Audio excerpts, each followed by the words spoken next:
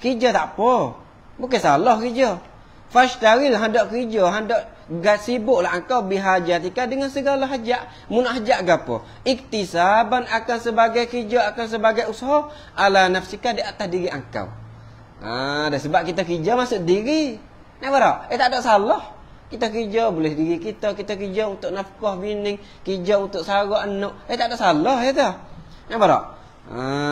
Dah. Lepas tu au ala iyalika ataupun di atas isteri-isteri engkau. Tak apa ya tu. Wa qad salimal muslimuna minka. Walhal telah selamat ya tu. Imam Ghazali ujar dia gini. Walhal telah selamat. Telah selamat ke apa? Al muslimuna minka, orang Islam. Oleh orang Islam minka daripada kalangan engkau. Banyak orang kerja saja selamat. Nampak tak? Ya kerja saja sungguh. Baik nak kerja untuk bini sungguh. Ya tak ada nak mengupak dengan orang, tak ada masa.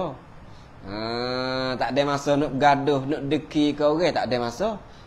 Mana ada orang kerja strik kerja. Siapa masa kelik ya gisi je.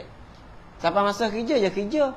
Tutup cari ilmu tu ya tak ada mana dah nampak tak sebab halah yang kepak tak ada. Tapi Imam Ghazali kata tak apa. Dia kata kena telah selamat banyak dah. Orang selamat.